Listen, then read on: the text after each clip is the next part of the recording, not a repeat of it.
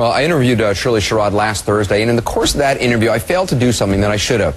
I believe in admitting my mistakes. I looked at the interview again today, and Ms. Sherrod said during that interview that she thought Mr. Breitbart was a racist. She said, quote, "I think he would like to get us stuck back in the times of slavery." She went on to say she believed his opposition to President Obama was based on racism. Now, she, of course, is free to believe whatever she wants, but I didn't challenge her that night, and I should have. I don't want anyone on my show to get away with saying things which cannot be supported by facts. I should have challenged her on what facts she believes supports that accusation. That's my job, and I didn't do it very well in that interview, and I'm sorry about it. If I get the chance to talk to her again, I will.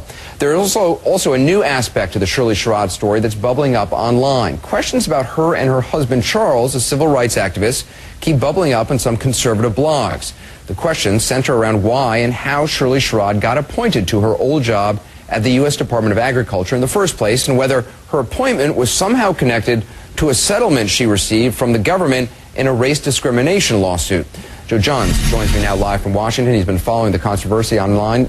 Joe, what about it? What is it?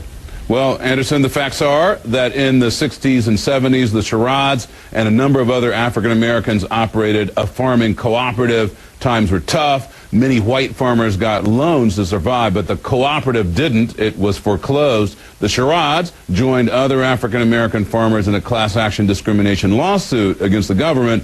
And just last year, the Sherrods each got about $150,000 apiece. We farmed it for 17 years. We held on to it for that number of years. And then we had 5 straight years of drought. Then we had a 3-year fight with USDA just to get the right to get loans for drought.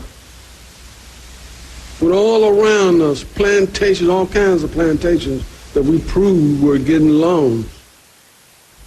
Now, here's what the blogs are raising suspicions about. Shortly after that payment, Shirley Sherrod got the job as USDA's Director of Rural Development in Georgia. Republican Congressman Steve King talks about why he thinks there ought to be an investigation.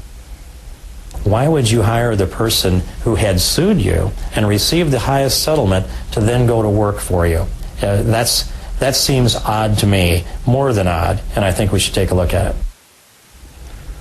So CNN's Don Lemon asked Shirley Sherrod about that today, and here's part of his interview. Because of the timing of your appointment and that, people wonder if the two are connected. It's because of that that you were appointed? No. One didn't know about the other. At the time, they were considering me for the position long before we got the news about the lawsuit. And I actually said to my congressman, you know, this is out there. I didn't want it to reflect badly on anyone. He said, well, I think you should disassociate yourself from the organization. Okay, I'm willing to do that. Now, Anderson, we've done some checking, and many members of the Democratic congressional delegation apparently did know her and did recommend her for this job. So when she says the organization, she's talking about that farming cooperative. There's another layer to all this, a speech that her husband, Charles Sherrod, made earlier this year at the University of Virginia Law School, a conference on the issue of race in the law. That's been put online, and it's made a lot of people annoyed. What's the story about that? You're right. Well, the speech, it was rambling, I think you can say. He sums up sort of the history of blacks in America from slavery to the present, even talks about the future, and here is what the blogs are picking up on. When will we trust our own? When will we feel responsible to save ourselves? Finally, we must stop the white man and his Uncle Tom from stealing our elections. We must not be afraid to vote black, and we must not be afraid to turn a black out who votes against our interests.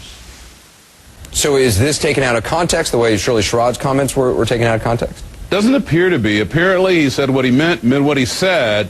We did ask Charles Sherrod for a statement about this today. He refused to comment.